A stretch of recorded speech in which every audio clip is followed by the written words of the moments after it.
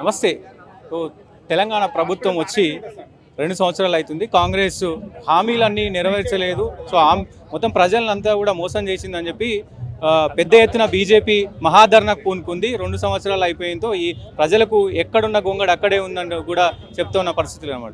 నాతో పాటు మహేందర్ గారు ఉన్నారు, బీజేపీ సభ్యులు. అన్న, అసలు ఏంటి మహాధర్నాకు సంబంధించి ఏంటి కార్యాచరణ ఎట్లా ఉండబోతుంది, దీని ముఖ్య ఉద్దేశం ఏంటి? ఏదైతే కాంగ్రెస్ పార్టీ పాలిస్తున్నటువంటి ఎవరైతే రేవంత్ రెడ్డి గారు ఉన్నారో అధికారంలోకి వచ్చి 2 సంవత్సరాలు అవుతున్న సందర్భంగా గ్రామాలలో 2 సంవత్సరాల పాలన యొక్క సుపరిపాలన అని చెప్పేసి కార్యక్రమాలు పెడుతూ పోతున్నారో వాటిని గుర్తు చేస్తూ రేవంత్ రెడ్డి గారు అధికారంలోకి రాకముందు ఏవైతే హామీలు ఇచ్చి అధికారంలోకి వచ్చారో ముందు ఆ హామీలు తీర్చినవా అని చెప్పేసి భారతీయ జనతా పార్టీ అడుగుతూ ఈరోజు మహాధర్నా అనే కార్యక్రమాన్ని మా రాష్ట్ర అధ్యక్షులైనటువంటి రామచంద్రన్న గారి ఆధ్వర్యంలో ఈరోజు పెట్టినాము. ఈరోజు చూసినాము, దాదాపుగా ఉదయం నుంచి ఎవరైతే తెలంగాణ రాష్ట్రంలో ఉన్నారో బాధితులు ఉన్నారో అక్కడ యువత బాధితులు కావచ్చు, నిరుద్యోగులు కావచ్చు, మహిళలు కావచ్చు, అందరూ కూడా ఎవరైతే బాధితులు ఉన్నారో వాళ్ళందరూ కూడా రావడం, అధ్యక్షుని కలవడం, ఈ యొక్క రేవంత్ రెడ్డి గారిని నమ్మి మేము మోసపోయామని చెప్పేసి ప్రజలందరూ కూడా ఏడుస్తున్నటువంటి విధానాన్ని ఈరోజు మేము గుర్తు చేస్తూ ఉన్నాం. రేవంత్ రెడ్డి గారు అధికారంలో రాకముందు మేము అధికారంలోకి వస్తే 6 గ్యారెంటీలు తీరుస్తామని చెప్పినావు. రైతులకు న్యాయం చేస్తా అన్నావు, మహిళలకు చేస్తూ ఉన్నావు, యువతకు అన్నావు, లేకపోతే ₹1,00,000 లేకపోతే తులం బంగారం అన్నావు, అదేవిధంగా మహిళలకు స్కూటీలు అని చెప్పినావు. ఎక్కడ పోయినాయి ఈ హామీలన్నీ అని చెప్పేసి ఈరోజు భారతీయ జనతా పార్టీ అడుగుతూ ఉన్నది. తస్మాత్ జాగ్రత్త, రాబోయే రోజులలో గ్రామీణ స్థాయి వరకు ఈ కాంగ్రెస్ పార్టీ రేవంత్ రెడ్డి పార్టీ ఏవేవైతే మోసాలు చేసినాయో వాటిని అన్నిటిని కూడా భారతీయ జనతా పార్టీ భుజాల మీదకి వేసుకొని ప్రజలను ఐక్యమత్యం చేసి ఆ పార్టీని భూస్థాపితం చేయడానికే ఈరోజు ఈ మహాధర్నా అనే పేరుతోని నాంది పలికినామని చెప్పేసి ఒక సందర్భంగా తెలియజేస్తా ఉన్నాం. ఇప్పటికైనా సోయి తెచ్చుకో, తెలంగాణ ప్రజల ముందర తప్పు ఒప్పుకో. నేను ఇచ్చినటువంటి మాటలన్నీ కూడా, ఇచ్చినటువంటి హామీలన్నీ కూడా అబద్ధాలే అని చెప్పేసి ఒప్పుకుంటే నీకు రాబోయే రోజులలో పుట్టగతులు ఉంటాయి. రాజకీయ భిక్ష పెట్టే ప్రయత్నాలు కూడా ఈ యొక్క తెలంగాణ ప్రజలు చేస్తారు. అంతే తప్ప నువ్వు చేసినటువంటి తప్పులన్నీ కూడా కప్పిపుచ్చుకునే ప్రయత్నం చేస్తే భారతీయ జనతా పార్టీ ఎక్కడ కూడా చూస్తూ ఊరుకోదని చెప్పేసి ఒక సందర్భంగా చేస్తా ఉన్నామంటున్నారు. 2047 రైజింగ్ తెలంగాణ సబ్మిట్ పెడతా ఉన్నారు. సో పెద్ద ఎత్తున విజయోత్సవ ర్యాలీలు, అంటే 2 సంవత్సరాలు అయిన తరుణంలో విజయోత్సవ ర్యాలీలు చేస్తూ ఉన్నారు. అన్ని పథకాలు చేస్తూ ఉన్నాం, ఒక్కొక్కటి చేస్తూ ఉన్నాం. కాంగ్రెస్ ఏదైతే తలపెట్టిందో మొత్తం 420 హామీలు కావచ్చు, 6 గ్యారెంటీలు కావచ్చు, ఒక్కొక్కటి కూడా చేస్తూ ఉన్నాం. ప్రతిపక్షాలు కేవలం విమర్శలకే అంకితం అవుతాయి తప్ప మరీ 10 సంవత్సరాలు నేనే ఉంటా అని కూడా చెప్తా ఉన్న పరిస్థితులు కనబడుతున్నాయిగా. నేను మీడియా ముఖంగా ఒకటి అడుగుతా ఉన్నామన్న, ఎన్నికల కన్నా ముందు ఎన్నికల ప్రచారంలో అధికారం కనుక మా చేతికి వస్తే, సీఎం కనుక మేము అయితే ఎన్ని రోజులలో పూర్తి చేస్తా అని చెప్పిండు?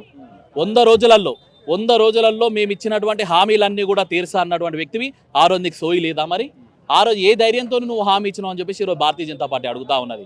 మేము ఆ రోజు ఎటువంటి హామీలు ఇవ్వాలి, ఎటువంటి హామీలు ఇవ్వద్దని చెప్పేసి భారతీయ జనతా పార్టీ ఒక చిత్తశుద్ధితో ఉన్నది. అంటే నువ్వు సీఎం పదవి ఎక్కడానికి ఎంతటి అబద్ధపులు అయినటువంటి హామీలు అయినా కానీ ఇవ్వడానికి నువ్వు రెడీగా ఉన్నావు అని చెప్పేసి ఒక సందర్భం. చాతగానోడివి నువ్వు ఎందుకోసం ఆ రోజు హామీలు ఇచ్చినావు? 100 రోజులలో నిరుద్యోగం సంబంధించినటువంటి హామీలన్నీ కూడా తీరుస్తా అన్నావు కదా. 100 రోజులలో తులం బంగారం ఇస్తా అని చెప్పేసి అన్నావు కదా. 100 రోజులలో మహిళలకు నువ్వు ఇస్తానటువంటి బెనిఫిట్లు ఏవైతే ఇస్తానో అవి ఇచ్చినావా అని చెప్పేసి సందర్భంగా అడుగుతున్నాం. ఎందుకోసం నువ్వు తీర్చలేనటువంటి హామీలు ఇచ్చినావు మేము అడుగుతున్నాం. తీరుస్తా అంటే నువ్వు 10 ఏళ్ళైనా కానీ తీరుస్తావు. మేము చూడలేదా? గతంలో నీ పార్టీ తెలంగాణ రాష్ట్రంలో కావచ్చు, లేకపోతే దేశంలో కావచ్చు పరిపాలించినటువంటి సందర్భం మా అందరు కూడా తెలుసు. నువ్వు ఈ తెలంగాణ రాష్ట్రంలో ఇంతకుముందు కూడా మీ పార్టీ అధికారంలో ఉన్నప్పుడు కూడా ఇస్తా అన్నటువంటి హామీలన్నింటిని కూడా తీర్చకుండా ప్రభుత్వంలో ఉన్నటువంటి వ్యక్తులు మీరందరూ కూడా మోసం చేసేది కాదా మీరంతా కూడా? కాబట్టి ఇప్పుడు కూడా తెలంగాణ ప్రజలు మోసపోవద్దని చెప్పేసి భారతీయ జనతా పార్టీ ఒక అవేర్నెస్గా తీసుకొని వచ్చి ప్రజలని మరొకసారి మోసపోనీయకుండా మేము ఈరోజు ప్రయత్నం చేస్తున్నాం. లోకల్ బాడీ ఎలక్షన్లలో ఈ కాంగ్రెస్ పార్టీ తరఫున ఎవరెవరైతే మద్దతు పొంది పోటీలో ఉన్నారో వాళ్ళందరూ కూడా సరైన గుణపాఠం చెప్పాలి. రాబోయే రోజులలో ఏదైతే లోకల్ బాడీ ఎలక్షన్స్ ఉన్నాయో, ఎంపీటీసీ కావచ్చు, జెడ్పీటీసీ కావచ్చు, అక్కడ అందరూ కూడా సరైనటువంటి గుణపాఠం తెలపాలి. అదేవిధంగా గ్రేటర్ హైదరాబాద్లో వచ్చేటువంటి ఏవైతే ఎన్నికలు ఉన్నాయో వాటిలలో కూడా కాంగ్రెస్ పార్టీని తరిమి కొట్టాల్సినటువంటి ప్రయత్నం చేయాలని చెప్పేసి భారతీయ జనతా పార్టీ ఈ రోజు నుంచి ఒక క్యాలెండర్ డిసైడ్ చేసుకుంది. మా రాష్ట్ర అధ్యక్షుడి యొక్క పిలుపు మేరకు రాష్ట్ర వ్యాప్తంగా అనేకమైనటువంటి ధర్నాలు నిర్వహించడానికి మేము వెనకడుగేయమని చెప్పేసి ఒక సందర్భంగా తెలియజేస్తాం. బీజేపీ అంటే ఓన్లీ మతతత్వం, కులతత్వంతో పోతుంది, డెవలప్మెంట్ గురించి ఎక్కడ మాట్లాడతలేదు అనేది కూడా అటు టీఆర్ఎస్ కాంగ్రెస్ మాట్లాడుతున్నాయి. దీనికి ఏం చెప్తారు? ఎవడండి మతతత్వం అనేది? జూబ్లీహిల్స్ ఎలక్షన్లో ముస్లిం అంటే కాంగ్రెస్ అంటే ముస్లిం అన్నది ఎవడు? మొన్నటికి మొన్న ఒక సమావేశం పెట్టుకున్నప్పుడు హిందూ దేవి దేవతలని కించపరిచినటువంటి వ్యక్తి ఎవడు? అంటే నువ్వు తిడుతూ పోతుంటే, మెజార్టీ ప్రజలైనటువంటి హిందువులని నువ్వు తిడుతూ పోతుంటే చూస్తూ ఊరుకోవడానికి భారతీయ జనతా పార్టీ లేదు. మేము మెజార్టీ అయినటువంటి హిందువుల పక్షాన ఉన్నాం, మెజార్టీ అయినటువంటి హిందూ ధర్మం పక్షాన ఉన్నాం. మేము భారతీయ జనతా పార్టీ బరాబర్ చెప్తా ఉన్నది, మేము హిందువుల పక్షాన మేము కొట్లాడడానికి సిద్ధంగా ఉన్నాం.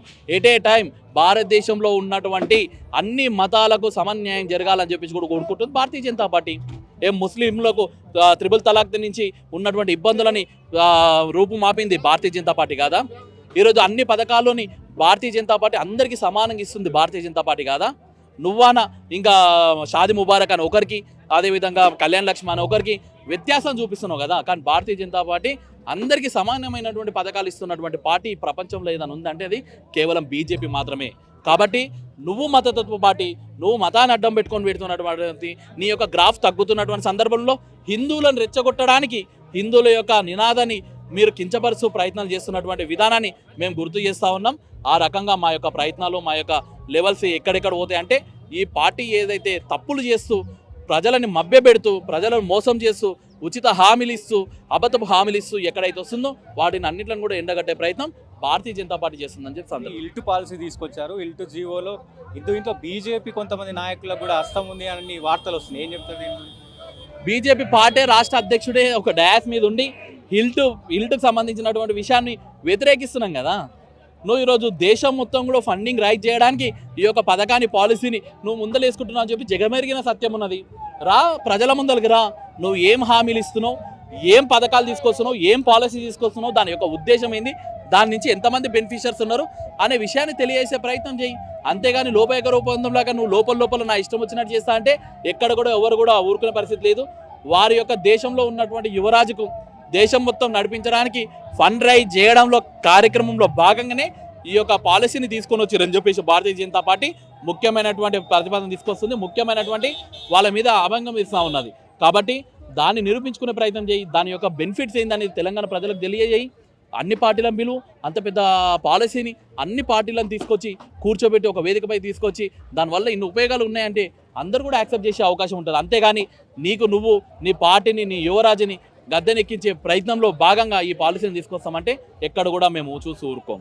ఈ బీఆర్ఎస్ బీజేపీలో విలీనం అవుతుందని చెప్పి కూడా వార్తలు వస్తూ ఉన్నాయి. ఏం చెప్తారు దీని మీద? మంచిదే కదా విలీనం అయితే. నేనేమంటున్నా, కాంగ్రెస్లో ఉన్నటువంటి వ్యక్తులు కూడా కాంగ్రెస్ పార్టీని తీసుకొచ్చి బీజేపీలో విలీనం చేస్తా అంటారు. భారతదేశంలో ఉన్నటువంటి వివిధ పార్టీలన్నీ కూడా భారతీయ జనతా పార్టీలో విలీనం చేయడానికి ప్రయత్నాలు జరుగుతూ ఉన్నాయి. ఈ కామెంట్ ఇప్పుడు బీజేపీ ఏమో కాంగ్రెస్ బీఆర్ఎస్ ఒకటంటే, కాంగ్రెస్ ఏమో బీఆర్ఎస్ బీజేపీ ఒకటంటే, బీజేపీ ఏమో కాంగ్రెస్ బీఆర్ఎస్ ఒకటంటే, అంటే ప్రజలకు ఏం చెప్పదలుచుకో రాజకీయ ఈ విషయంలో నేను ఒక క్లారిటీ ఇస్తున్నా. నేను ఇప్పుడు భారతీయ జనతా పార్టీకి అగనిస్ట్గా అక్కడ కాంగ్రెస్ పార్టీ కావచ్చు, అక్కడ టీఆర్ఎస్ పార్టీ కావచ్చు, ఏ కార్యక్రమాలు నిర్వహించినా కానీ రెండు ఒకటి వేదిక మీద ఉంటున్నాయా లేదా? ఢిల్లీలో ధర్నా చేస్తే ఆడ టీఆర్ఎస్ పార్టీ, కాంగ్రెస్ పార్టీ ఒకటే ఉంటుంది. ఏదైతే నువ్వు బెంగళూరులో ఒక సమావేశం పెడితే కాంగ్రెస్ పార్టీ, అక్కడ టీఆర్ఎస్ పార్టీ రెండు కూడా ఒకటే వేదిక మీద ఉంటున్నాయి.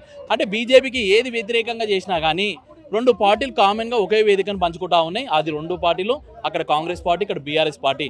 మరి మీ రెండు పార్టీలు ఒకటే మా మీద యుద్ధం ప్రకటిస్తుంటే మరి మేము కాంగ్రెస్ పార్టీ ఎట్లా ఒకటైతామని చెప్పేసి ఈరోజు బీఆర్ఎస్ పార్టీని అడుగుతున్నాను. అదేవిధంగా బీఆర్ఎస్ బీజేపీ ఒకటే అని చెప్పేసి కాంగ్రెస్ అభియోగిస్తుంది. అరే మేమిద్దరం ఒకటే అయినప్పుడు బెంగళూరుకి నువ్వు చీకటి ఒప్పందం చేసుకోవడానికి ఎందుకు కేటీఆర్ని నువ్వు పిలిపించుకుంటున్నావు? ఎందుకు నీ పార్టీ అధిష్టానం పిలిపించుకుంటుంది? కాబట్టి ఆ రెండు పార్టీలు ఒకటే. ఆ రెండు పార్టీలు కలిసి ప్రాంతీయ స్థాయిలో బలంగా చుచ్చుకోబోతున్నటువంటి బీజేపీని డ్యామేజ్ చేయడానికి ఇలాంటి నిరాధారమైనటువంటి అభియోగాలు మా మీద మోపుతా ఉన్నాయి. ప్రజలు నమ్మే పరిస్థితి లేదు. రాబోయే రోజులలో 10 సంవత్సరాలలో పాలించినటువంటి టీఆర్ఎస్ పార్టీని ఏ విధంగా బొందబెట్టినామో అదేవిధంగా కాంగ్రెస్ పార్టీని కూడా బొందబెడతాం. రెండు పార్టీలు ఏవైతే తప్పులు చేసినాయో, అవినీతి చేసిందో, ప్రజలను మోసం చేసిందో అలాంటి వ్యక్తులని నడి బజార్లా ఈడ్చే ప్రయత్నం మా భారతీయ జనతా పార్టీ అధికారంలోకి వచ్చిన తర్వాత మా భుజాల మీద వేసుకొని ముందరకు పోతామని చెప్పేసి ఒక సందర్భంగా తెలియజేస్తున్నాను. Thank you. సో ఇది బీజేపీ నాయకులు చెప్తున్న పరిస్థితి. కెమెరామెన్ లోకేష్తో సతీష్, హైదరాబాద్.